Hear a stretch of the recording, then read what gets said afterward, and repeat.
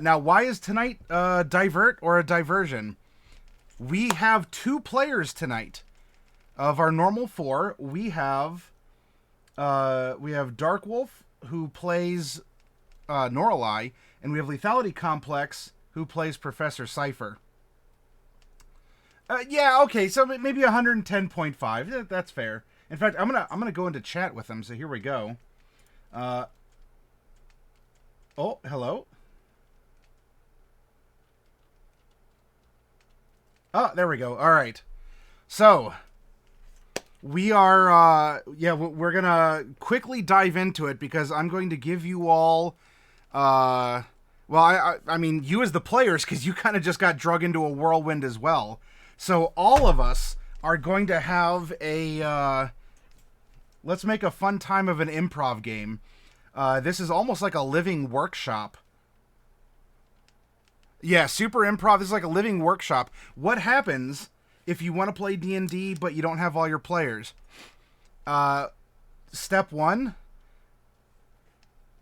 crawl into the dark machine. Step 2, the screws go tight all around. Step 3, oh, that's a wrong process. I'm sorry. Hang on. No, you look at what goes on around you and you draw inspiration from it and you say, you know what, we're going to make this work. And the inspiration for tonight is based off of a composition piece that Derek just recently made for our Tuesday game for the break screen. And I'm going to take you all over there real quick just to show you who the characters are for tonight. Here's our break. Now, I'm going to turn the music off real quick. You can notice in the lower left-hand corner, there is a swole as HECC heck pixie, who, while in her creation, was affectionately named Tankerbell. And there's also a redcap hanging out down there. Kind of hungry, maybe derpy, I don't know. But you know what? Those 2 characters are going to serve as tonight's inspiration. She is thick.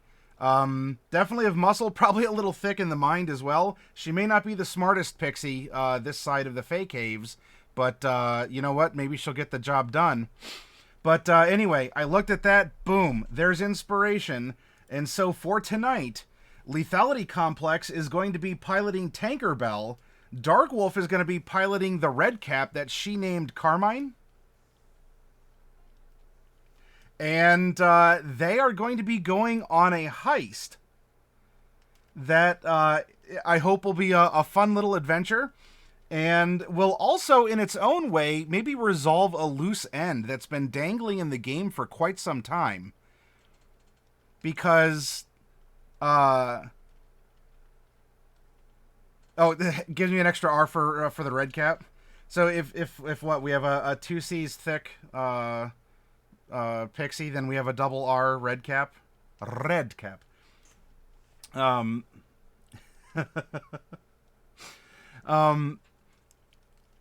So for those of you who have been around in the story for a while, you will remember that one of the first adventures the party went on was to escort a child home to his rich family in the northern part of the Mesomascan island. And I'm going to jump from here over to here, as they had ventured up here to Flowerfield.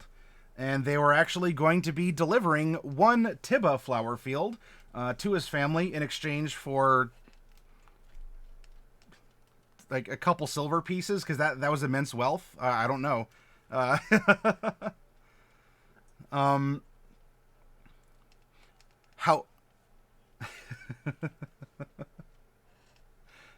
However, Tibba was abducted by vampires and bees. Something happened where he wasn't able to be reached. Not that the party didn't try, but there was no convenient ways to rescue a missing child abducted by vampires, and so they moved on in their own direction, leaving Tibba out there doing something with people somewhere. And so tonight we can perhaps You know, because this is the final arc, right? Let's tie up a couple loose ends at least, and see. Oh, I'm sorry. What was that? Yeah, because you had your final set. Oh my god, dude, that was such an intense episode or session of Vampire the Masquerade. In fact, I'm going to take a quick SO to Gathering of Nerds, which is where Lethality was broadcasting Brisbane by Night, and they had their final episode. Whoo-wee! That was hot.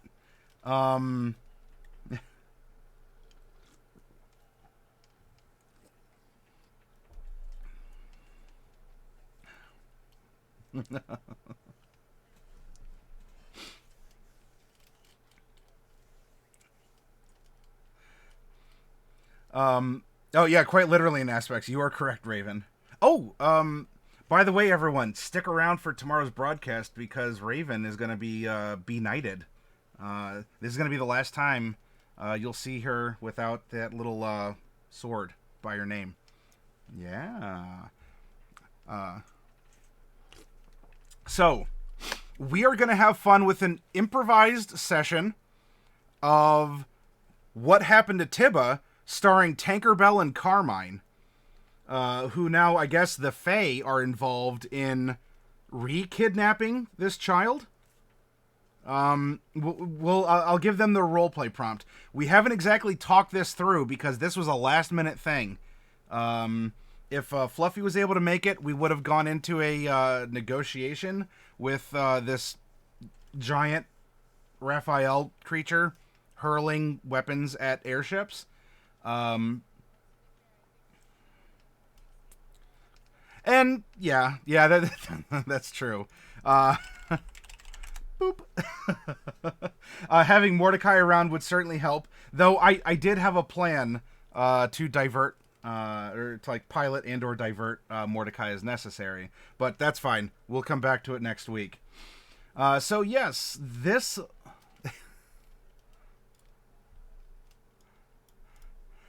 this session is going to actually be taking place in Lakuna, which hasn't... Well, it's been visited in so much that the Dragon Graveyard has been visited a couple times throughout the course of this campaign.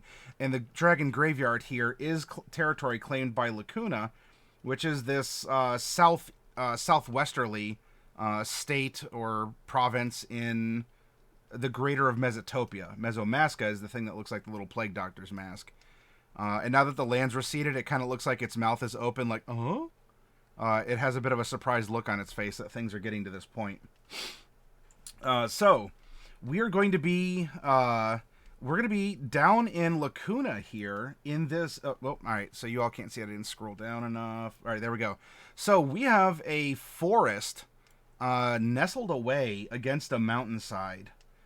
And this is where this story is going to take place. Now, Lakuna, in the 2.5 years-ish, that the party has been in Oiho, or Hell, the world has changed, and Lakuna has been made into a major base of operations for vampires. Especially a strong and growing faction of the Shadowhar, who practice a very raw form of necromancy, and their scruples aren't quite as honed as even the invading Empire Shadowhar's version of necromancy, or this reformed version of it that's been adopted in the base Mesotopia setting. So, with a little bit of a prompt that I gave them, and again, for any of you out there who's been along for the ride so far, the core concept is that in Orlan's death, the Fae were overthrown. They were something happened, right? They ceased because they needed their patron in order to function in some way, especially because the Fae were kind of a big, almost like insectoid or even like a xenomorphic thing It was all a network. It was all controlled and coordinated. They're abducting people and assimilating them into being Fae as well. And without Orlans, well, that was broken. Now we find a pixie. Perhaps a pixie. Oh, you know what? You know what? Hang on. I might even still have this. Yeah.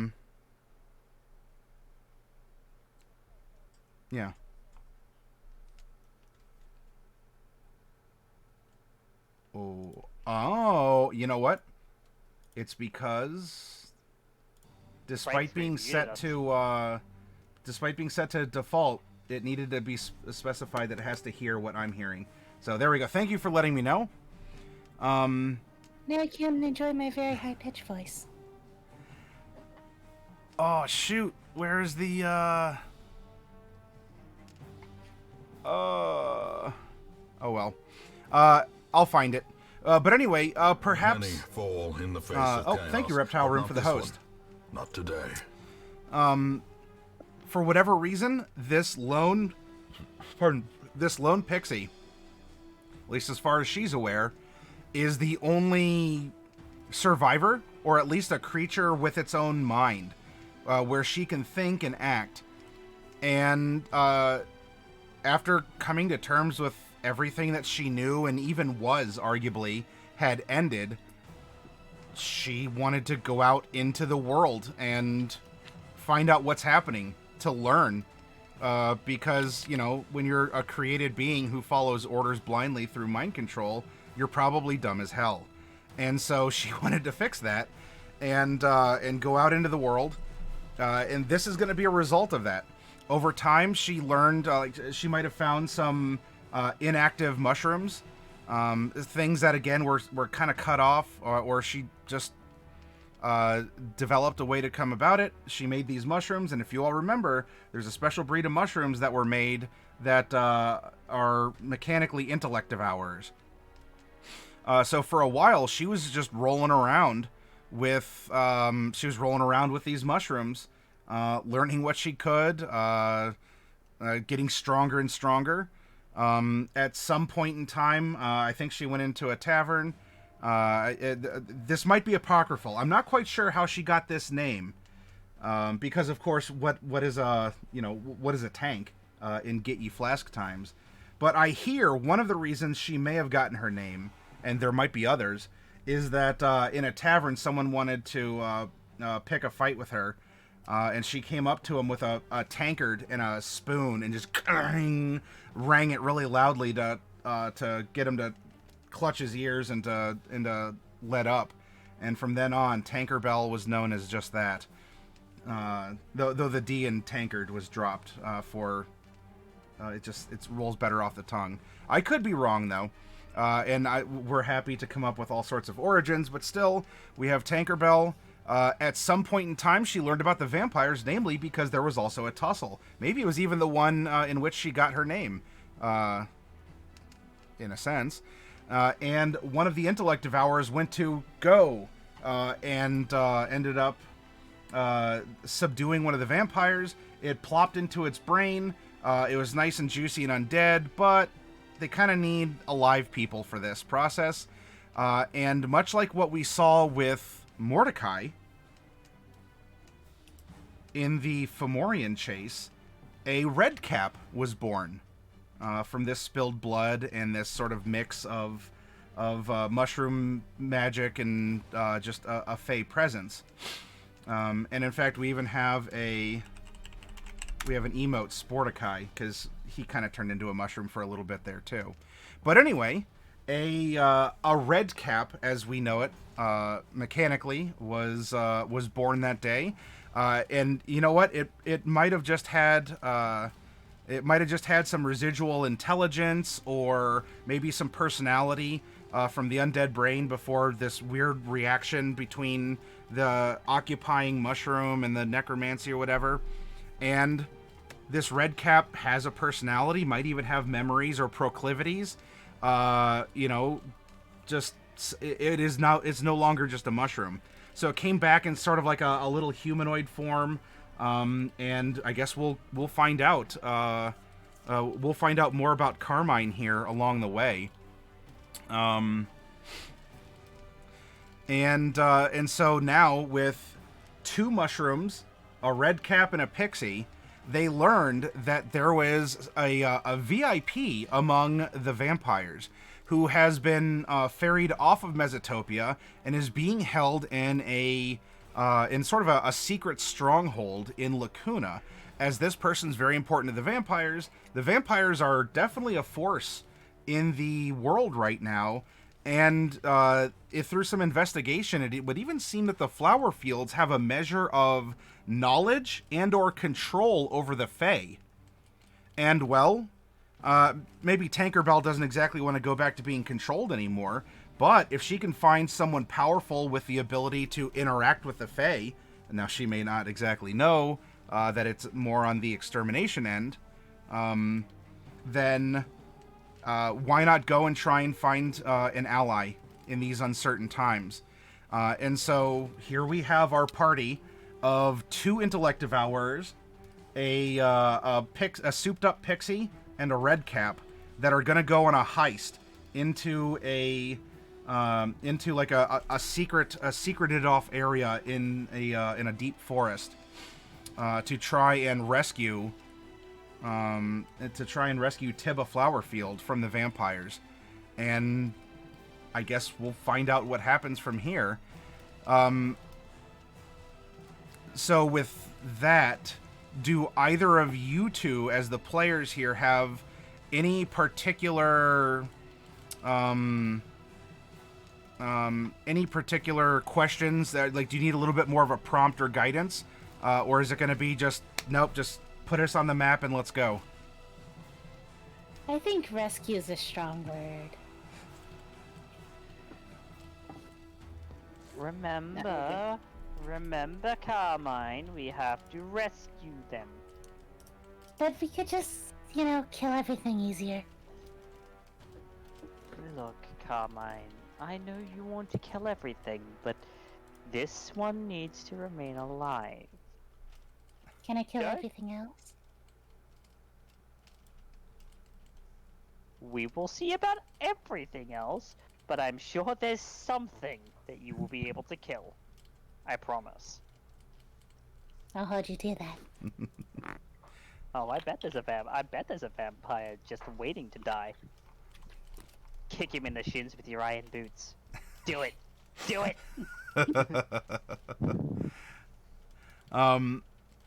It is through your thorough, at least by the standards that you apply, Tankerbell, in an interesting mix. I don't know if either of you are necessarily a dedicated brain or brawn. You probably lean in 2 different directions, but there's an interesting mix between the 2 stats. You found your way to generally where you need to be, and you're going to be. I just passed by it. Shame on me.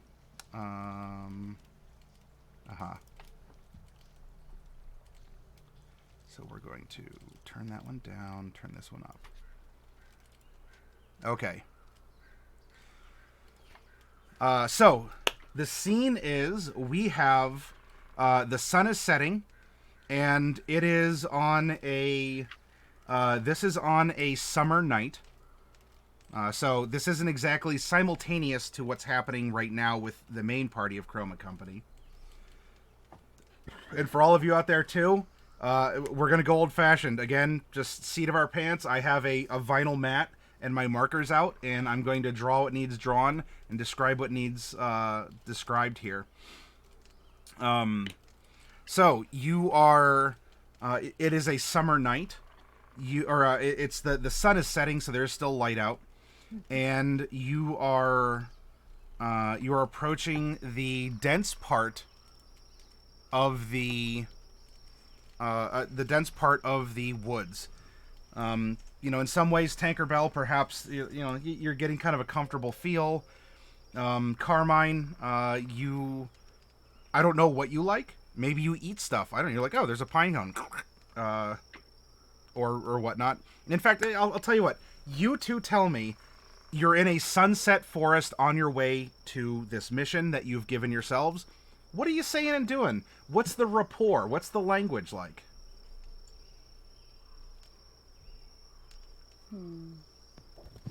What's the language like? That's a good question.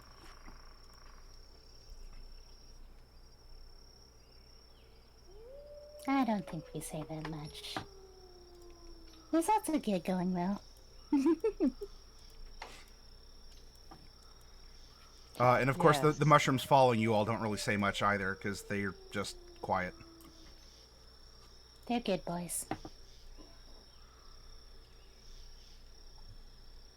Tankerbell probably believes that the mushrooms are attempting to talk to her.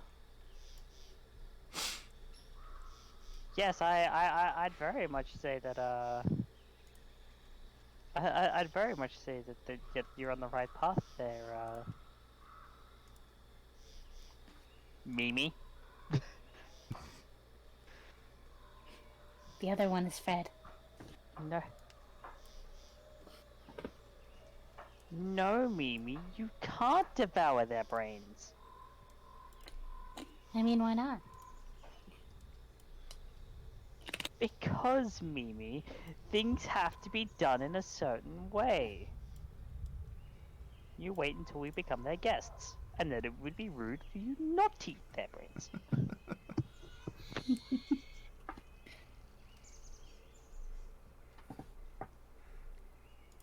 We could just bash the brains in. But sometimes they're better intact. I mean, you know. Yeah, but some things More- are better in pieces. More allies to smash things better. Yeah, but, you know, just smashing things by yourself is fun, too. Well, I mean, in that I can agree with you.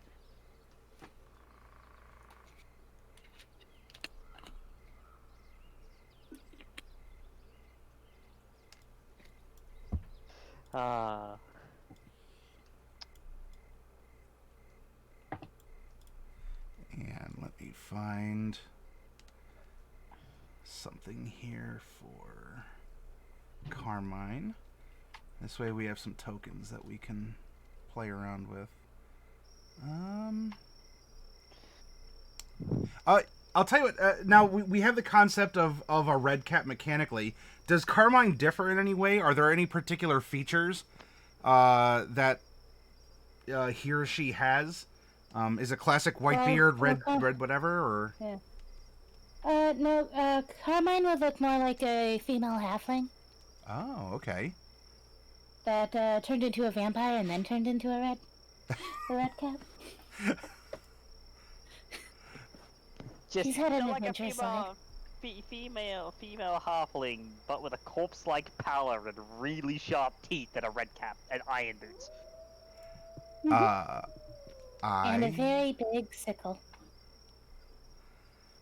Then That's very sharp and very nice. I have something then. I will use You this. can just use a bright token. It's not the same color, but it works.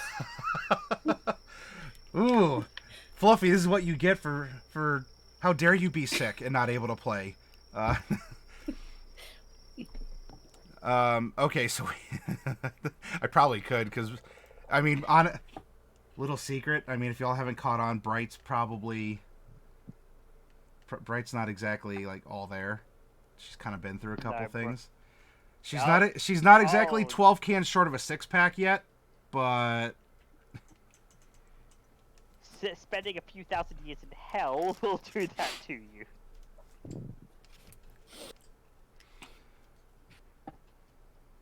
But, and while we're walking, Tankerbell is gonna pull out the map that they have. We have a map? Since when? Kind of just, it doesn't even reveal exactly where they're going, it's just like a general map. Like the one that you might pick up at your local cartographer. Sure. So like it's a map of like Lakuna and where the basics of like towns and stuff are. And she's looking at it. It's like, oh right, I forgot. I can't read this. Hey Carmine. What? Come here a minute. I want to see if you can help me read this map. I stole it thinking that it would be useful, but then I forgot that I can't read. Well, who needs a map? And Tankerbell will hand Carmine the map. Carmine looks at it for a minute. Who needs a map? Just tosses it over to her shoulder. Let's just go this way. And she'd like, Tankerbell goes to like fly over and grab the map.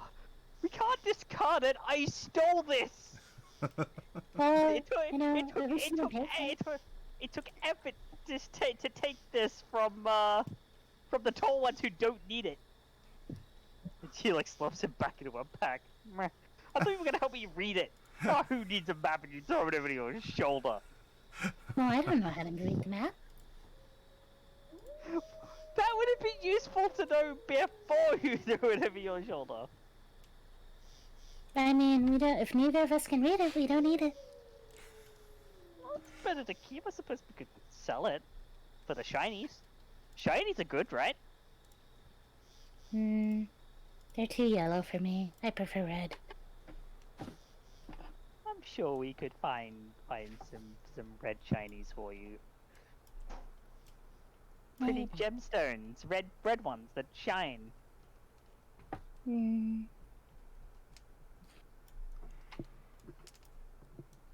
I would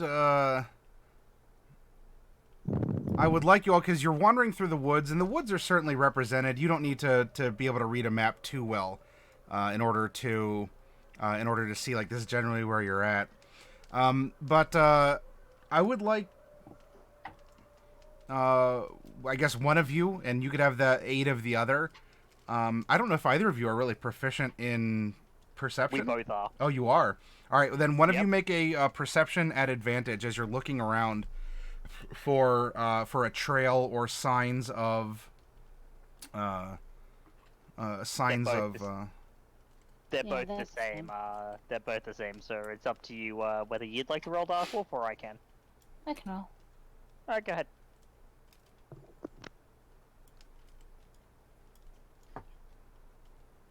Seven. 20. So a 20. It's at an advantage too. So. Yep, because both you are looking out. Oh. One goes high, one goes low. Hey, there you go. 21. That's even better.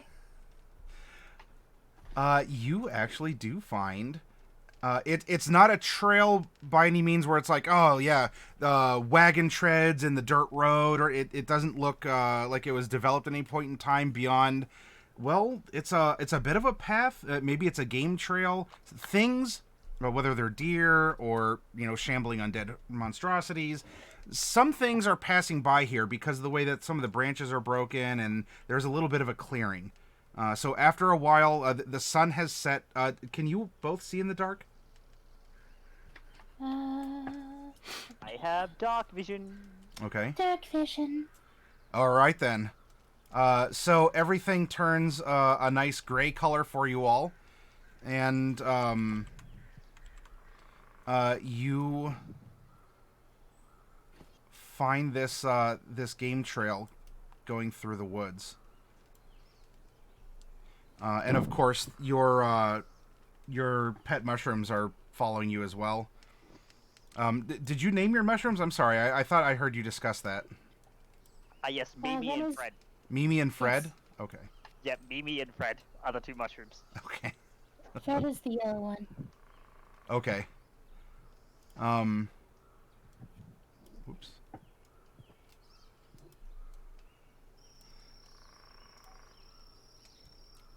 So you find this path. No one's on it, but it does go consistently in a direction.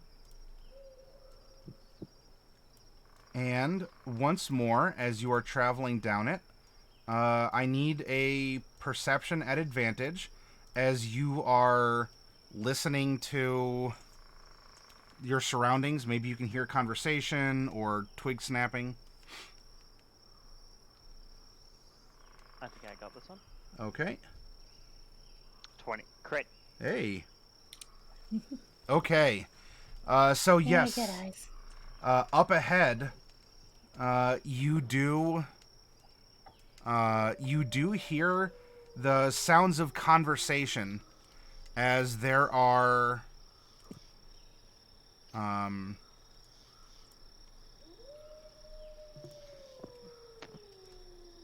this is not to scale because honestly the sizes I mean you're the sizes you are, the map is not going to accommodate, otherwise we're going to have to get really close and squint at your placement and everything.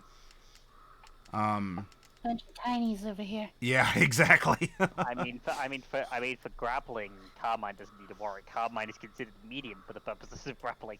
Yes, that is true. Because I you got are strong small. muscles. I'm super slow.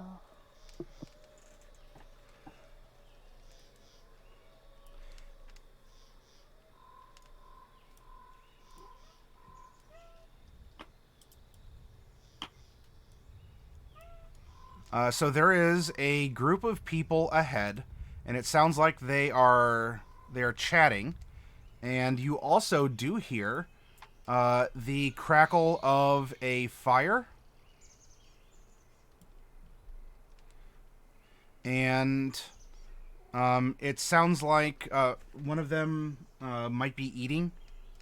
There's like some clanks of utensils and plates.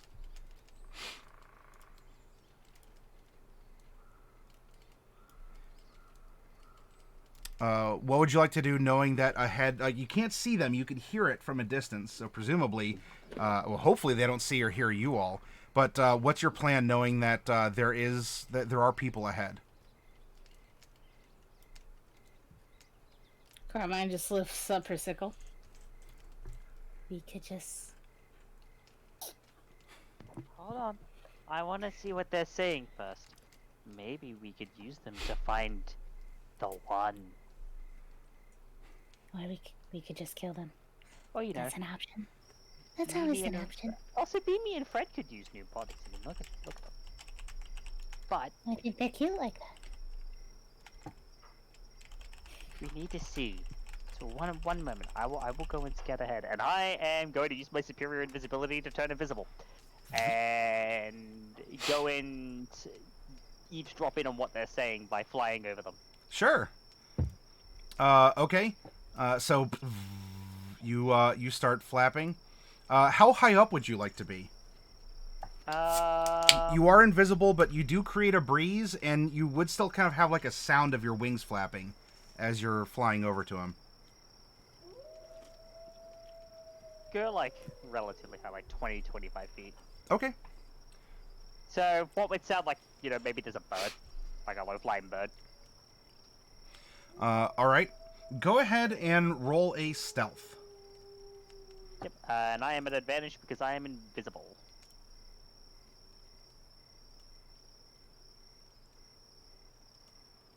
And I have this bonus to my stealth. That's a 23. All right. So you turn invisible and you begin to fly up. While Tankerbell is, and I don't know, Carmine, do you call Tankerbell, or do you have another name for her? Good old Tanky. Tanky. All right. Tanky turns invisible, classic Tanky maneuver, and starts flying up, leaving you behind with Mimi and Fred. I mean, they're kind of doggish mushrooms. You can have a conversation with them if you want, but it's a little one-sided. They're both very good boys. you see, you Tankerbell has conversations with them all the time, and they seem to speak back to her. Or whether that's them actually speaking back, or whether she's just absolutely off her rocker, you don't know. Oh, we left the rocker behind long ago.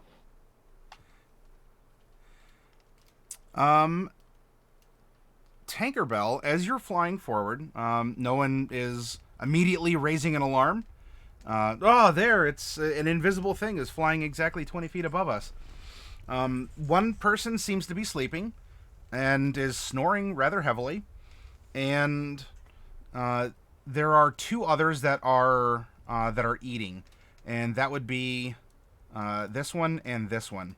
There is a third upright character here that doesn't seem to have any food around him, and is more or less just, it is on watch. The other two are just, relaxing, and they are talking about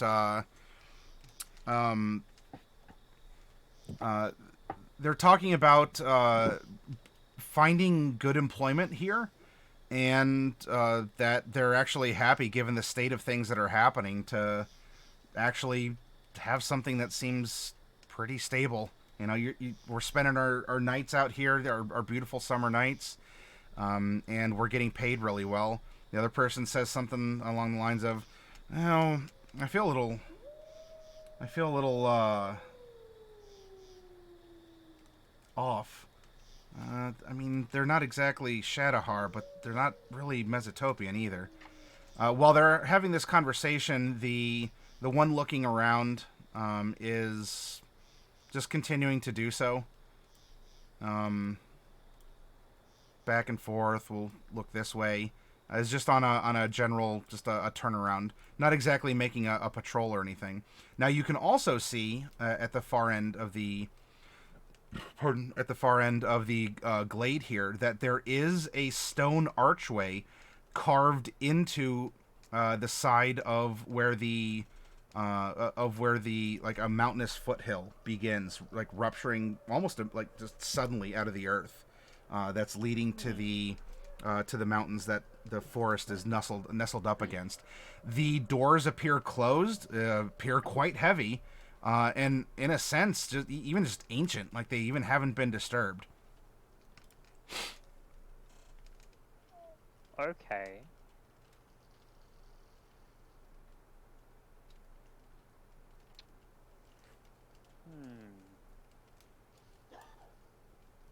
Alright, I'm gonna fly back.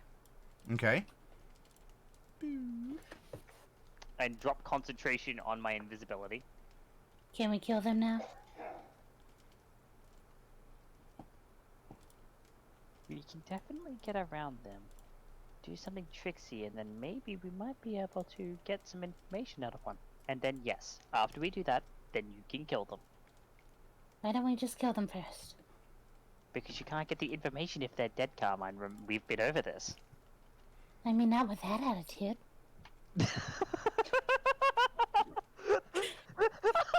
You can't get information out of them if they're dead, Carmine. Not with that attitude, you can't.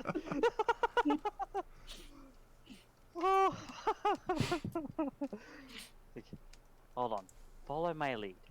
And I am going to go invisible again. Okay. I can't really see where you're going, so I don't know how I can follow the lead. Hold You on. should have thought about this, too. You'll see. You'll see. Hold on. You'll see. And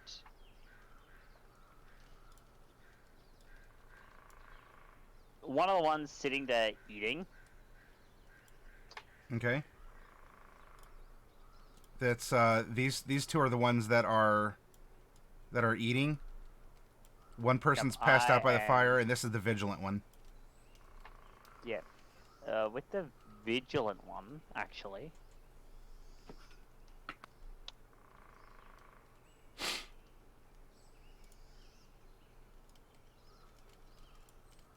I'm going to fly down.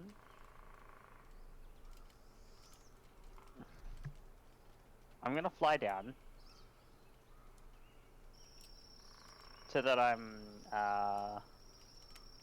as he's looking around, Mm-hmm. I'm gonna fly down so that so that I'm behind them, Sure. and I'm gonna use my euphoria breath. Just Oh. Sure. so it needs to be a DC 11 Wisdom saving throw because because we are playing like CR 1 and 2 monsters, like CR 1, 2, and 3 monsters. The numbers aren't very high.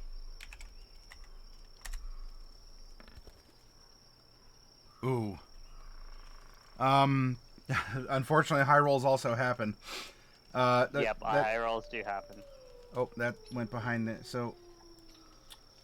Oh, that even went off the map. So, no, they super can't see. All right. Well, for all of you out there, I rolled an 18. But what that will do is that will reveal yourself as this what? It's like a scintillating like cone. Yep, it doesn't actually break the invisibility. It doesn't. Oh, it's not an attack. Because this is it is. But the thing is that superior invisibility doesn't break. It's like greater invis. It doesn't break under spells or attacks. Okay.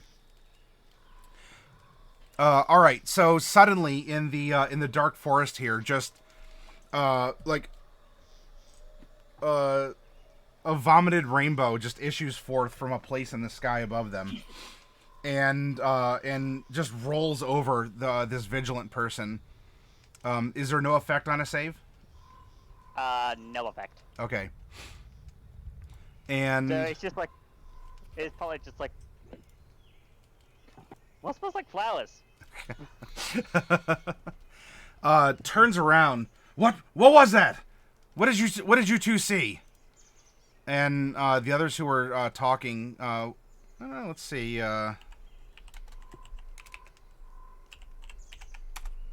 If you need me to re-roll stealth, I can. In just a moment. So the one here, the one in blue, points. I saw something. And the other one over here is just what? Huh? Maybe he was just eating, was digging in and just completely missed it. But the red one is pretty well looking where you are, but it isn't fixed on you. And the blue one now, there was something over here. Man, everything just it smelled beautiful, but there was, I could see what I smelled or something. I don't know. It was really weird. Just maybe like a little slight hallucinatory effect. Nothing lingering. And so they're looking, and this person's just like, what are you talking about? It's still sitting down. The red person was already up. The blue one is vigilant, but is still seated. And then, of course, we have the unconscious one up here, too. And so why don't we roll into, just get into initiative of some kind.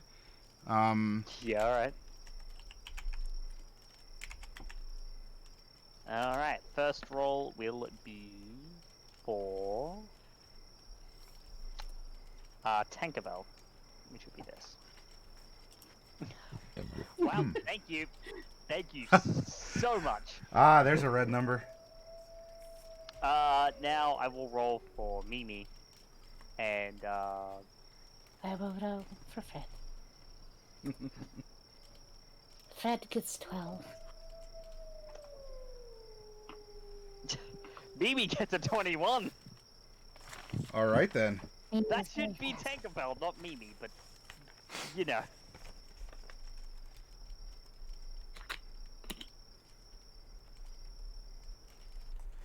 Fred, Mimi, Tank, Carmine. Then I have Boss. Was on a 17. Crew.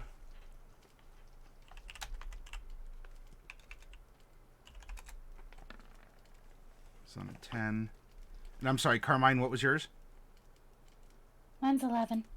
Tankerbell? Go after Fred. Tankerbell was a 6. That's right. Mimi? Mimi was a 21. And Fred was a 12. 12. Okay. All right. Yeah, roll high for the intellect devourer, but not for the one that's really gonna put in the work. So the tension's high. The hand has been tipped. That something out there just happened, or someone might be out there playing a trick or whatever. Two of them are on alert. The other's eating, and one's still sleeping.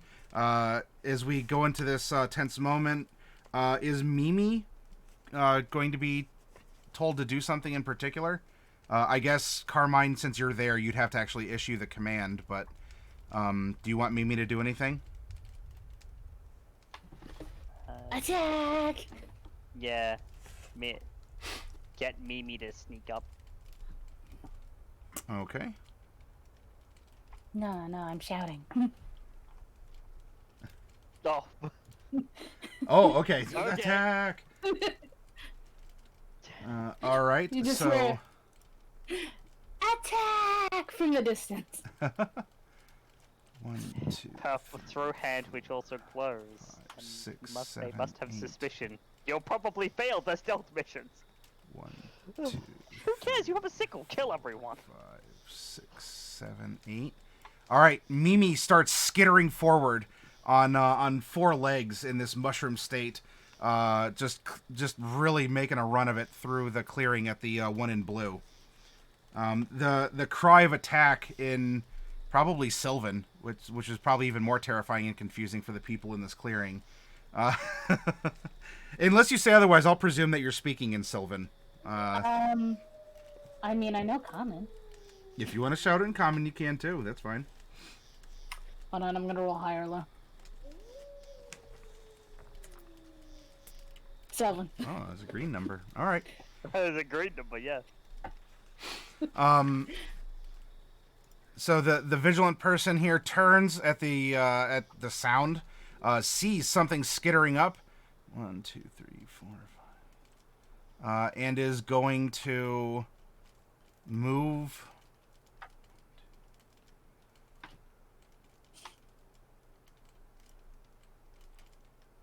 up here, and is going to get into a defensive position against this this horrifying 4-legged mushroom tearing across the clearing. Next up is going to be Fred. Fred is also on the attack. So Attack! 9, 10, 11, 12, 13, 14, 15. So, yep, they're just going to be beside each other. All right, that was nice and easy. Now, Carmine, are you going to take your own advice? Yes. How far can I move? As a red cap, you can move 25 feet. Yep, and it's very clunky. Because, boots made of iron. Yes. I'm going to dash then. Okay. 50 feet. Bloop. Clunk, clunk, clunk, clunk, clunk, clunk, clunk, clunk, clunk. Yeah, here we You just see basically a child running around, running off forward.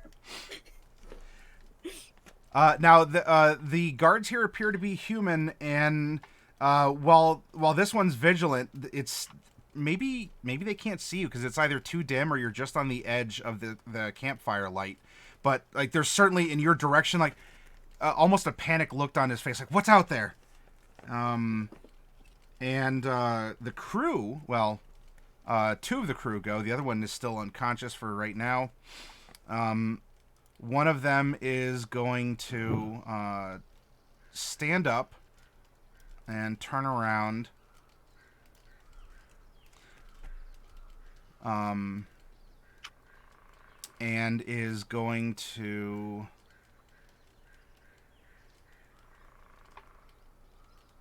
cast it's dark here.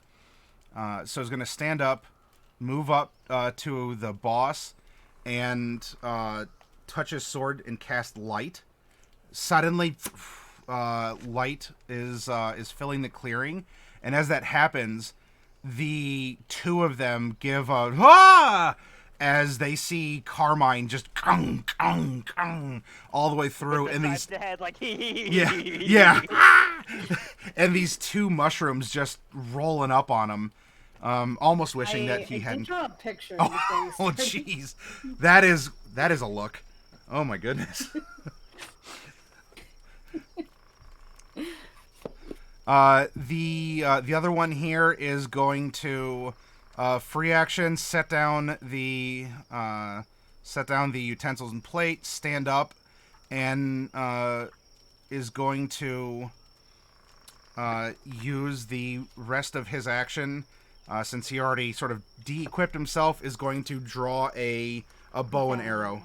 But that's all this person can do besides lining up a shot. Can move like another 10 feet over here. And hey, wake up! And let's see if all the shouting does wake up. This person?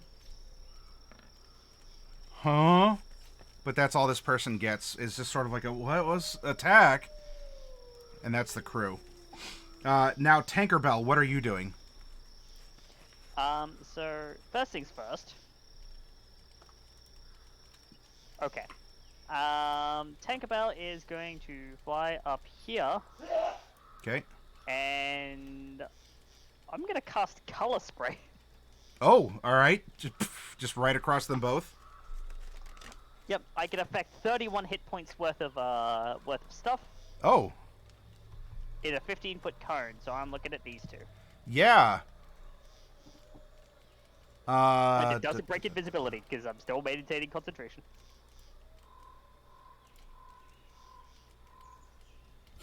Yeah, give me just 1 second here. You said 31 hit points? Sounds and paste colors.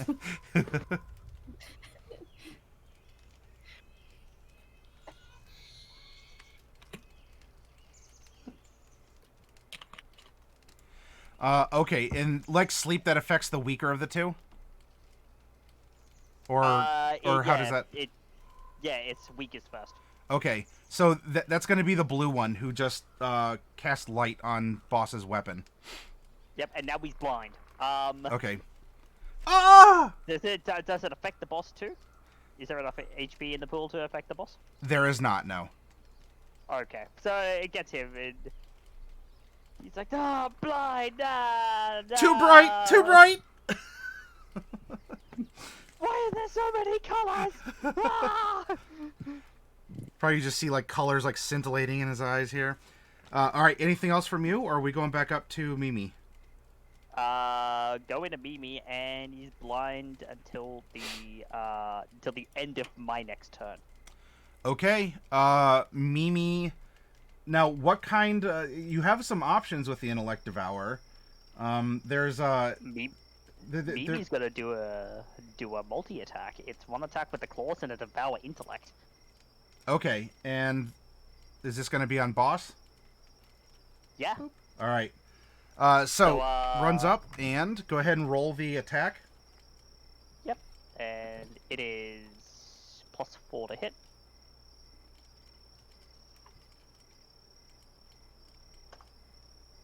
Does a 10 hit?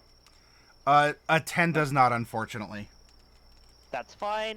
Now the devour intellect. Intelligence saving throw. Ah.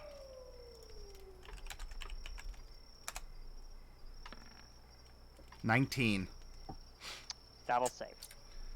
All right. So it goes up and just... Oh, what is going on? From the boss. I know it's now Fred's turn. Yeah. It is... Well, it's boss's turn, then Fred. Boss gets to do things, but then Fred.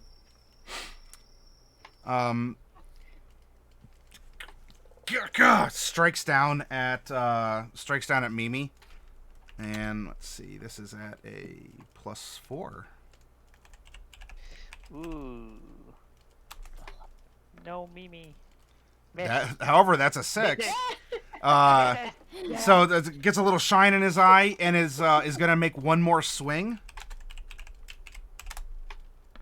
On the and just trying to Double twos. He's not used because the light's on his weapon and he's looking and it's too much. It's also just like a tiny little mushroom running around. Yeah. It's like I can't strike it.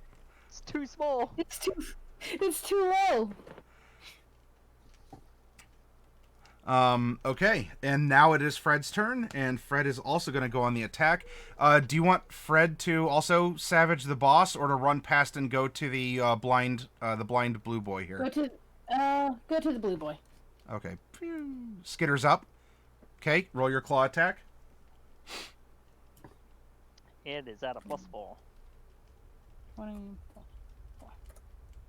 22. That absolutely hits. And the damage on that is 2d4 plus 2. Yeah, not even a d8, 2d4. So that's 7. 7. And then you get a Devour Intellect for free, so he needs to go ahead and make an intelligence save. Yep. And if it fails, 2d10, and then you need to roll 3d6, Maddie. All right. So this is a casty boy, but I mean, Maybe not the in intelligence casty boy. in so maybe much he's a wisdom casty boy. in so much that I also rolled a 5. All right, so that is definitely gonna fail. Yep. So 2d10 psychic damage from you, Darkwolf, and Maddie, you need to roll 3d6.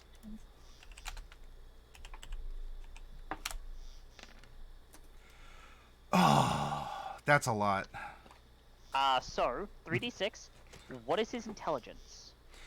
His intelligence was a 14. Equals or He's exceeds. at His 0. intelligence is reduced to 0 when he's stunned. His Okay. intellect's been devoured. Yeah, it's just.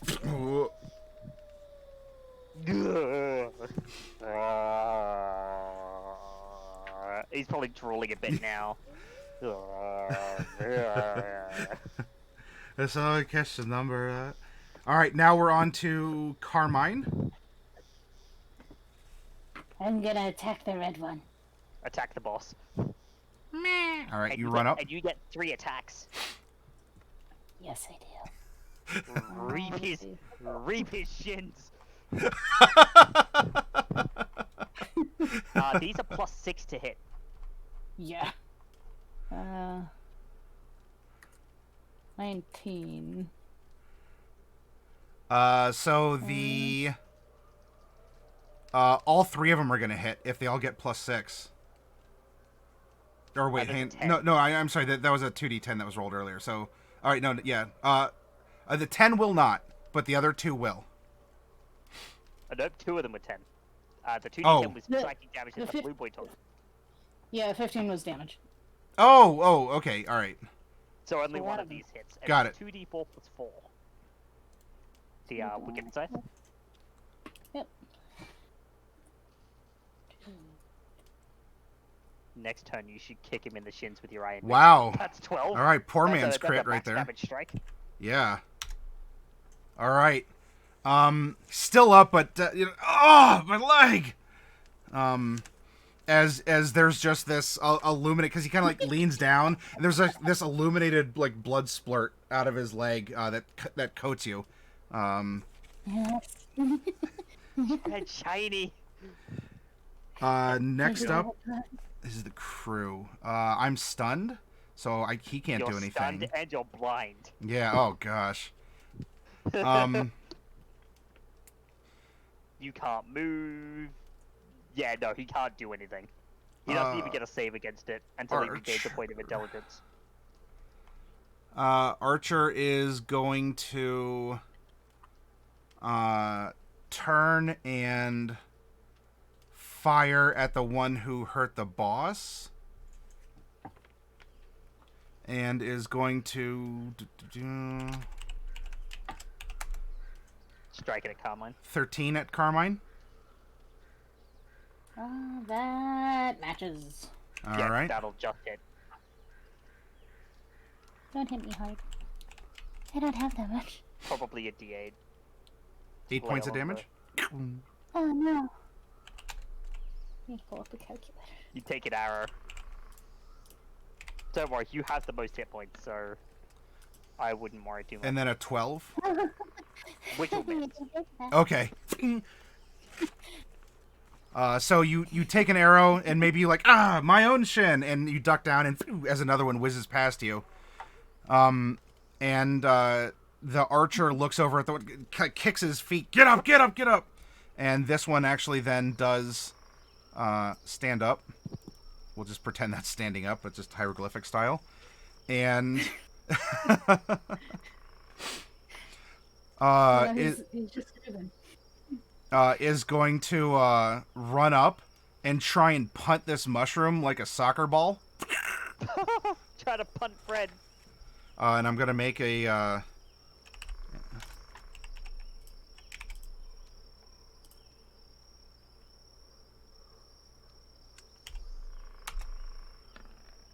Ooh, all right. 18 to hit. Fred has been punted. That's Yep. a punt. That's a punt.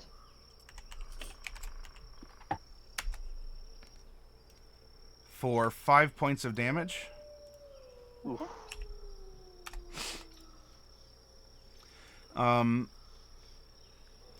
And oh, we have a cat. It's an official stream now. And is going to draw a knife and be ready for the next time. Like, are you all right? I'll stand next to you. That is Crew's turn. Do I need to make a save or something for my blue boy at the end of his turn, or is he stunned for... Nope, he's stunned until he regains intelligence. Oh, boy. Okay, that's right. That's Yeah, why these things are so scary. For those who would DM out there, intellect devourers, even though they're only CR2, are absolutely terrifying to low intelligence parties. You could wipe them out with a group of 3, easy. Even though that if the party manages to get the drop on them, they'll fall like dominoes. Tankerbell, what would you like to do? Tankerbell is going to go ahead and I need to have a look up the. Well, first I actually need to roll a d6. Nope. Okay. Okay. What is going to happen then is Tankerbell is going to go ahead and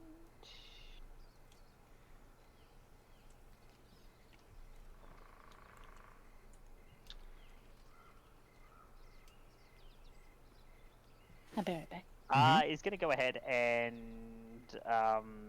gonna drop the invisibility and polymorph the archer. Can you make me a wisdom save, please? Oh, yeah.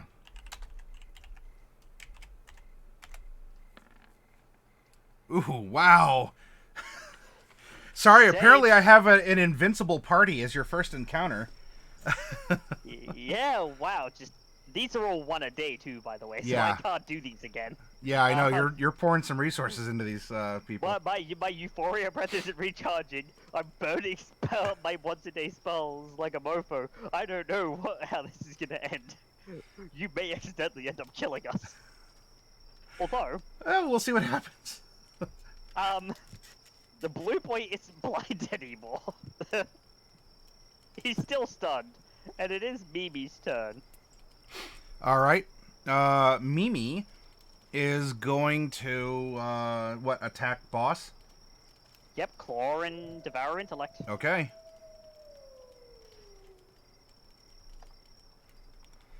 12 hits. Cool. So the damage on those claws is, I believe, 2d4 plus 2. And then intelligence save, please. So he's taking 7 slashing damage, and he needs a 2d4 plus 2. Okay. Also, just as a point for the 2 mushrooms, they do have resistance to non-magical bludgeoning, piercing, and slashing damage. Oh, okay. So that kick was not magical, so let's put that down to that. That's a fail. Oh yeah, because that was just he just has a straight up. He has a +0 on the intelligence. That's a fail. So he's Yep. gonna be taking 2d10 psychic damage, and I'm gonna need you to roll me. He's taking 8 psychic damage, and I need you to roll me 3d6. 10. That's his intelligence He's score. stunned. He's stunned. All right. His intellect has been devoured. Oh wow. So, but red and blue are just up there, and man, these things are putting in the work here. So that was Mimi, and now we go to Boss, who's stunned. That was an easy turn. Then we go to Fred, and Fred is probably just gonna body thief. Yeah, Fred would most likely body thief. So, body thieving. Initiates an intelligence contest with a incapacitated humanoid that is protected by protection from evil and good. All right. So it's an So it's a 1d20 plus 1d20 plus 1 from the intellect devourer versus a 1d20 minus 5, because I believe that's the lowest modifier. He's an int 0, so I don't even think he can even make a contest. Give me a moment.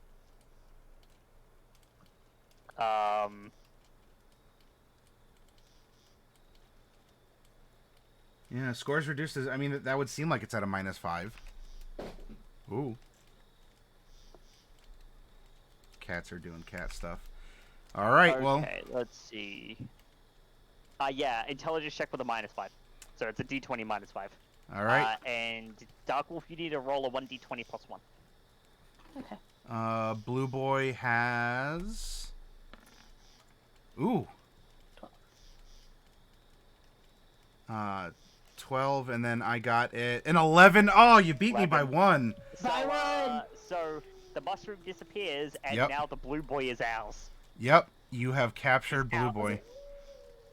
Congratulations. Blue Boy? Yes. Fred is Blue Boy now. Yep. Blue Boy has been stolen, and they maintain their telepathy, their ability to understand deep speech, and their mental stats. And so I'll actually read what they keep and what they get. So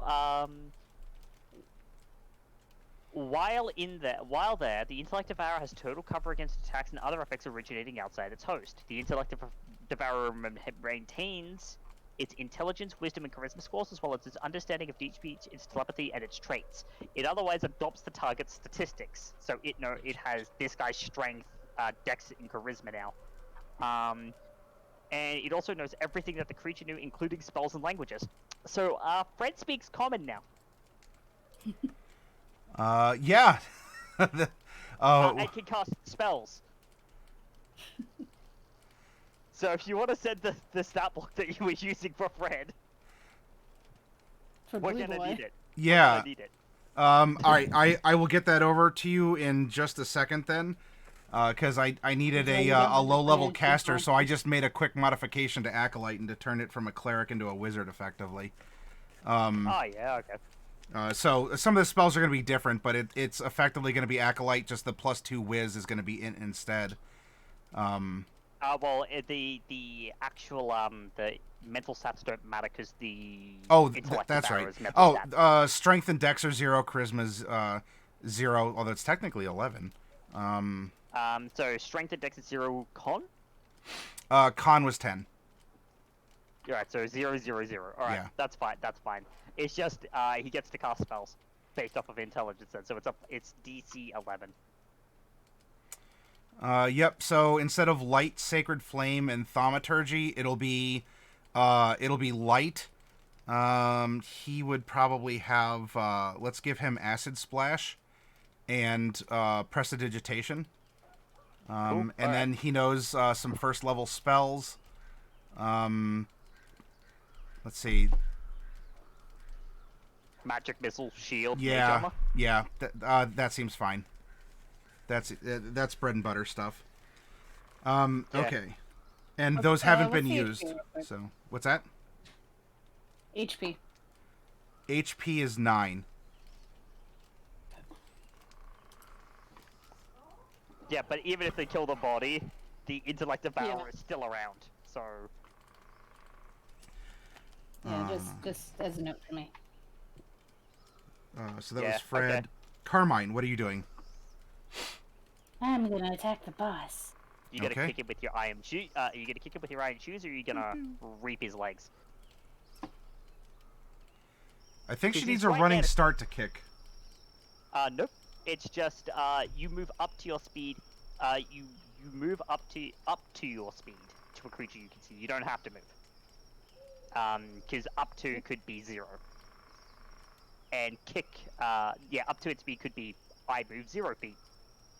I move at any amount of feet up to my maximum movement, which is 25 feet, and then kick it. And then What would you like to it's a do? DC Yeah, 14 dex save. I'll do a kick. So give me a dex. Dex All save. right. Boss has a... Wait, hold on. He automatically fails dex saves because he's stunned. Oh, that's right. He's yeah, just so yeah, you just clang, just you lay him out. Yeah. That's 3d10 plus 4 bludgeoning damage, and he's knocked Yeah. prone. Add 4 to that. So 24 So damage. 24 damage, and he's knocked prone. Okay. Are you going for a killing blow? Swoops And if the so, do you want to legs. describe it, or do you want to do you want to go for a knockout, no, or do you want to reap him? Because he is stunned and ready to be thieved. I'm gonna roll high or low.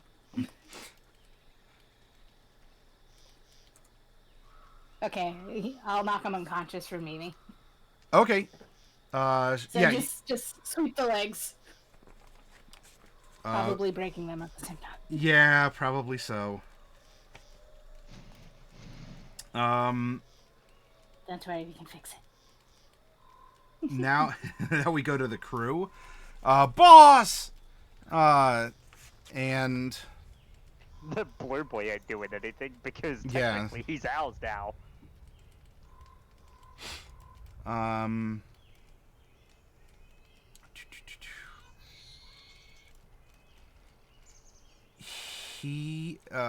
This one is going to roll up on Carmine and is going to... The positioning's a little weird, but this is gonna... He's gonna look at the other like, all right, I'm going in. You remember what we practiced, and is going to be going for a is going to be going for a ooh, that's a 15 on Carmine. That'll hit. However, it would appear that his friend and whatever they practiced won't let him actually get his sneak attack off, because that ain't no ally standing next to him right now. No, it's not. So you're gonna take 6 points of pokey damage from the dagger, and he's just gonna like look back like, dude, what?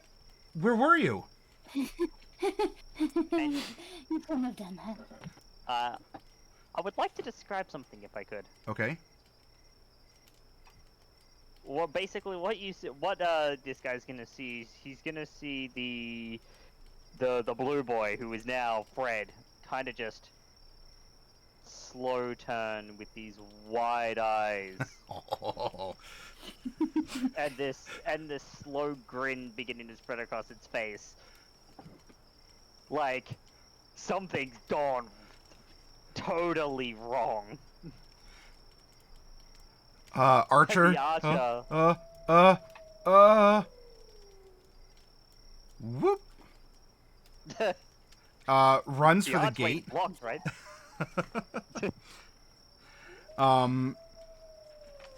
And ends up knocking on it in a pattern, and the doors open up, and whoop, whoop, whoop, whoop, whoop, slips in.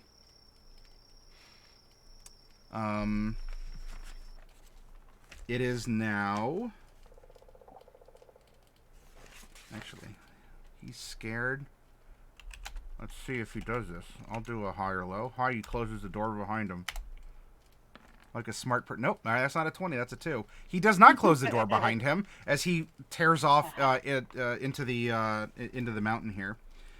So now we are on Tankerbell. Tankerbell is how far is he away? Which one? The Archer. Archer? 10, 15, 20, 20, 30, 35. The coward. It's about 50 feet to the arch, but he's run in and looks like he might have turned a corner. Because while it is dark inside, you don't see him, even in the darkness. I'm gonna fly up Okay. to the archway. Do I see him?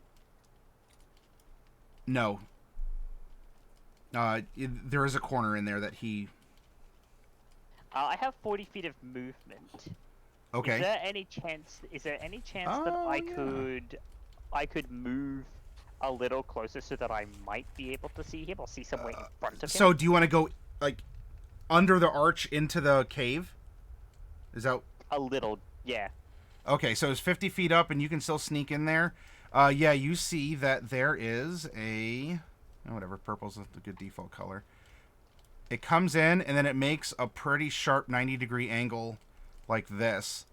And Okay. he must have moved... he must have moved around. In fact, if you get 80 feet and you're... I don't know, do you want to stop at the arch or do you want to go all the way in and hopefully nothing happens? But you do see there is a corner. There's a hard corner in here. There is a hard corner. Okay. Because I was gonna do something to him. I was gonna do something to him. Something really nasty.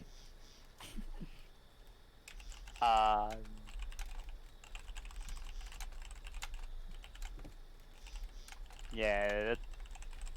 It's a shame. I do need to see the spot. I do need to see the spot within range, Okay. which is a real shame. But maybe I might be able to do something else. Hold on a moment.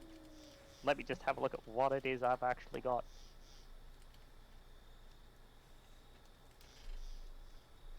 Yeah, no, I can't really do anything else, so I'm just gonna stay there. I'll just see if my breath does not recharge. So yeah, that's Tankerbell's turn. Okay. Mimi's gonna body thief. Okay, yep. Which is pretty well just a guarantee because it's intelligence 0 here. No, no, it's not. Oh, wow. No, it's not. So you have to roll Ro- 6 ro- or higher. No, No, 7 or higher. Oh no, 8 or higher. Sorry, 8 or higher. 8 or higher. 8 or higher. Oh, wow. Okay. So he's gonna be able to resist it for now, but his int is still 0, and I can still attempt a body thief. Yeah. This turn. So, yeah, Mimi kind of goes in and you just hear like a king off of the helmet as it like de-teleports back out and kind of tumbles down into the grass. It's just, it missed, unfortunately. Yep. It's just like don't count them. But it is Fred's turn, and Fred is now in control of Yeah. his friend. So what would you like Wizard, Fred Wizard to do? You cast Acid Splash in his friend's face. Acid splash. Sure. Tell me to look up. Acid Splash. Okay. It's a deck save. It's a deck save. 14. That'll pass. Looks back, like, because he was already doing the turn, like, dude, what's going on? Whoa! And then just sort of, like, does a pirouette out as, as the eyes, like, kind of roll back down. Maybe, like whatever, like, slots wheels kind of ding, ding, ding, ding. And then, but unfortunately, the rogue is being a rogue and is avoiding that sort of stuff. I can just imagine this is soft chiding of, like, whatever this dude's name was. It's like, there is no more blank. There is only Fred. And grin.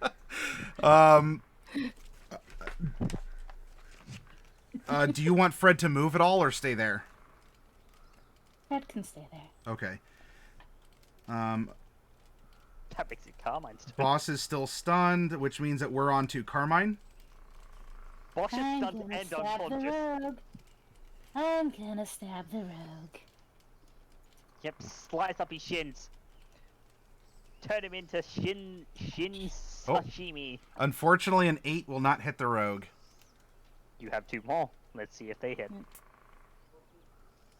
That will. Is it 23 with it? Yep. What about a 17? 17 will as well, yeah. 4d4 plus 8 damage. Alright. Just brutalize his shins. You got one, and then you get the other one. 40. 40? 4d4 No. plus Oh, all right. Oh yeah, 40. 40. You got 40. Woo. 17 is still a big chunk. Yeah, so as you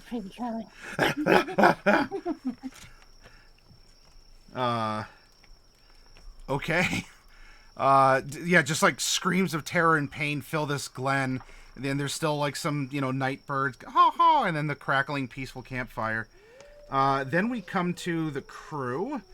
Archer is going to continue running.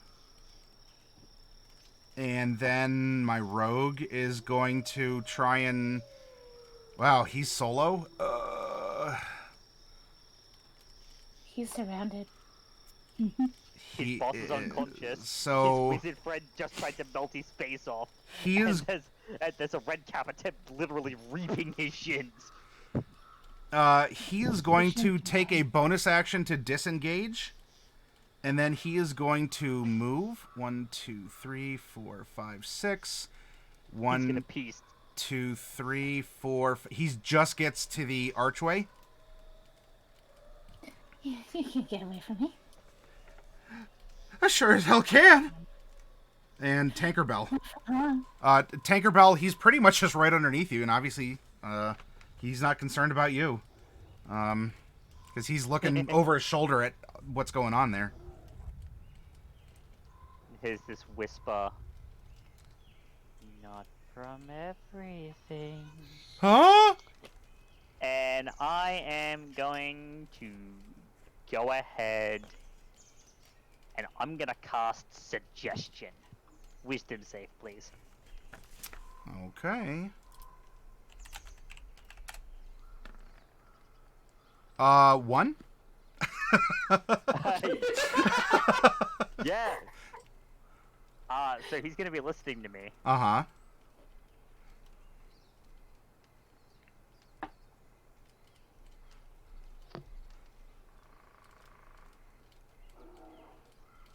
Stop in place. Oh, yeah. I'm holding him. Yeah, he thinks that's great advice. Mimi is going to try and eat a brain again. Oh yeah. All right. Please don't.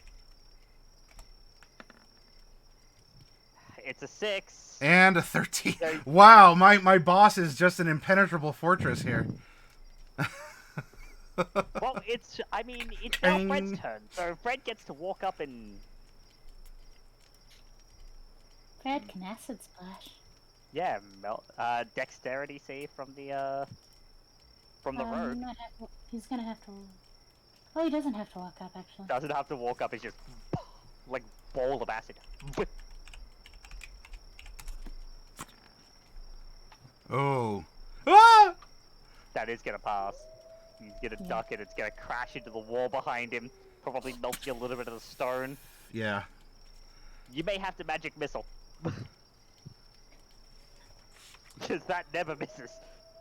Yep. Probably the next two. It's Carmine's turn now, though. Yep, that was Mimi, the boss is stunned, that was Fred, and it is Carmine's turn. Now you I'm gonna run up to him. I'm gonna do a kick. 4, 5. So I get my 1, 2. speed. Well, wait, up to the road? Can I reach him? Yeah, road. technically it has 50 feet of movement. Yeah, so so the there's... simple fact of you can go 25 and Yeah. then do an iron boot, which allows you to move up to your speed again Yeah. to do the exactly. do it. So he needs to make a dex save because he's getting kicked I'm gonna in break his the chin. very bloody shins. Well, In his shins covered in cuts. that was already 50 feet of movement to get her here. Oh, is that 50? Alright. Yeah. All right. But there's just that tump coming up. Going. Ah! Yeah, definitely. I love that. I love that so much. It's well, I believe it's now the crew's turn, and then it's Yeah. Now the rogue is under your Hooray! suggestion. I can't go against it, or what is the limitation on that? The limitation is basically stop in place and don't move. It's concentration up to 8 hours. So Okay. he's stuck there. He can't. His speed is 0. He's gonna Otherwise, he can dodge and whatever. He's gonna take the dagger he's holding and is gonna whip it at you, Carmine. Ah! Yes. Throw the dagger. Oh, that was a 12 plus 2. No, it was a 2 Gonna plus miss. 2. All right. Yeah. It's just and it's in the grass behind you somewhere. And he looks over. Get help! And you just you hear that echoing down.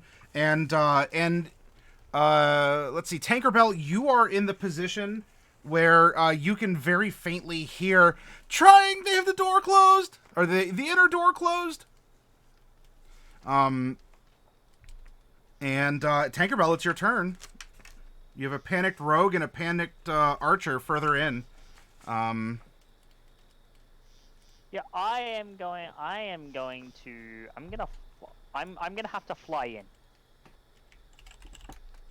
Because we have someone who knows the knock. We have Fred. Fred knows the knock because he gets all the memories of the crewmen. And once Mimi takes control of the boss also knows the knock. So we have a way to open the outer door. But I'm gonna fly in. Okay. Do I see the archer up ahead? Yes. So the scene that you see is there is a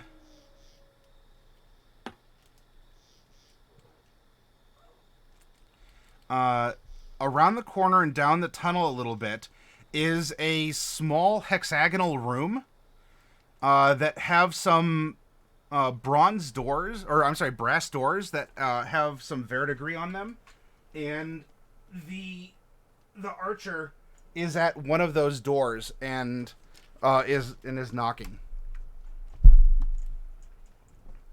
So he's in the hexagonal room. Yes. Cool, because I know this is going to be within range. Okay. I'm gonna cast Major Image. Okay. And I'm going to conjure up a 20 by 20 foot. So this has to fit in a 20-foot cube. You want to know who fits in a 20-foot cube? You want to know who I know what looks like? Dragon Form Orlans. I'm going to summon a major image of Dragon Form Orlans to scare the ever-loving hell out of this archer. This 20-foot... Yeah. Sure. The illusion manifests, filling almost the entirety of the hexagonal room, and now, Carmine, you can hear it echoing out of the curving tunnel into the nighttime glen here, just roaring, and then it just stops, like it suddenly stops. Dude passed out. yeah, he did.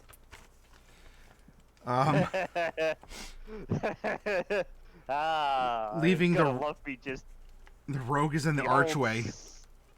Yep, the old summon a dragon trick. Mimi? And Tankerbell's gonna look to the rogue, look straight into his eyes and go, "Are you sure you want to go down there?" What's Mimi doing? Mimi's gonna try and brain thief this dude. I'm Please, invincible. Take the helmet off first. Oh, it's an 8. It's an 8. It's a 1d20 plus minus 5. Aha! Why? I am invincible! This is the final boss of the campaign right here, everyone. Yeah, It's like a CR1 half guard. Unconscious dungeon guardsman. It's like I am Be'lakor, Yeah. god of chaos, and there's just this one guardsman just here shaking with a lasgun in his hands, like. And it's just Be'lakor's just trying to slam him, and this guardsman's just. Boss is stunned. God. Fred, what would you like to do? Fred is going to Acid Splash. Okay. Make an X save. Yep.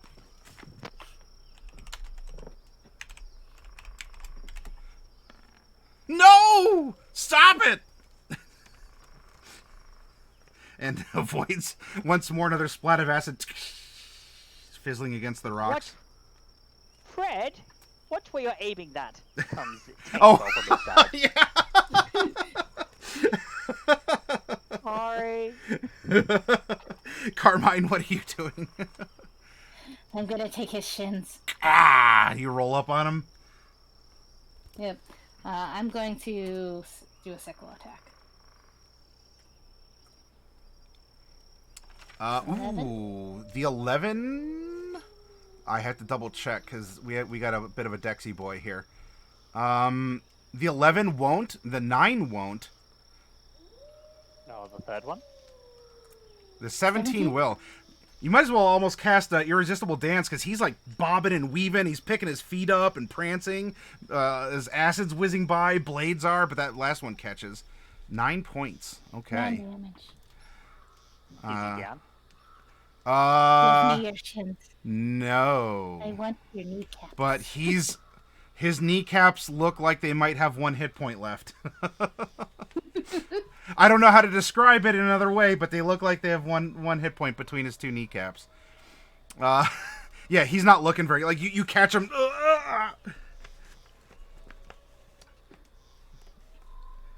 Crew, it's his turn, but he can't move, and the other guy is... He can move. He can Oh, you move dropped now. it? Okay. I had to Okay, go cast ahead. Nature Image.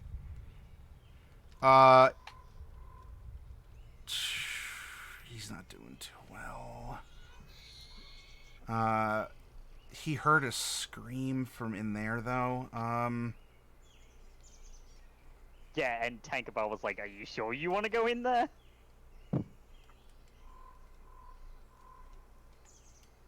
Is he just gonna dodge? No, he is going to disengage. And he is going to dash inside, getting close, and he's gonna stop for a second. Tankerbell, you can see, he holds something up, as he's running in, like he's like reaching for something, and is really confused because he should be in terror, and there's a stutter step. But something that he was expecting isn't happening. And he just sort of stops for a moment, holding something up before tucking it back in his shirt. And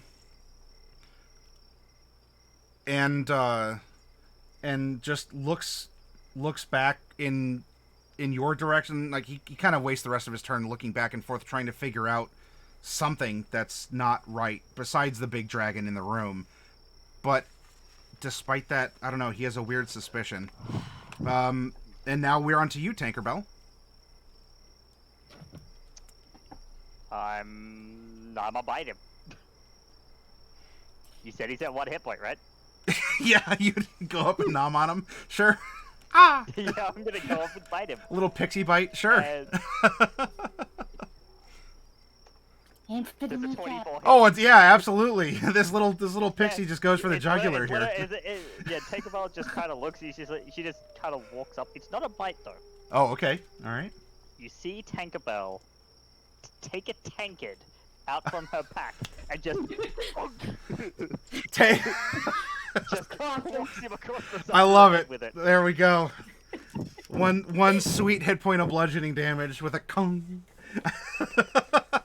All right, you're knocking him out, or you want to actually bash his kneecap for lethal damage?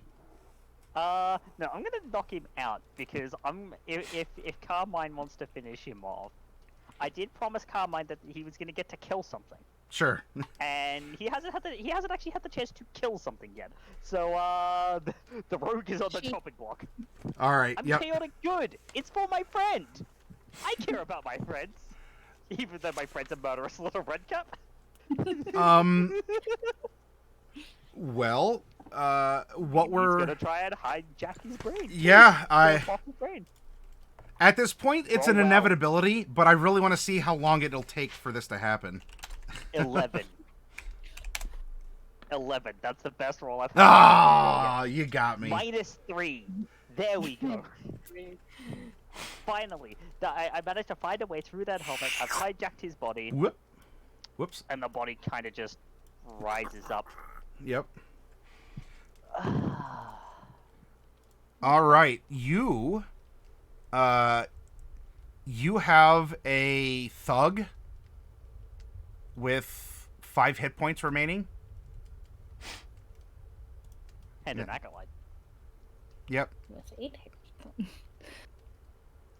Yeah, thug and an acolyte. All right. Whoop. An acolyte, but dressed up as a wizard.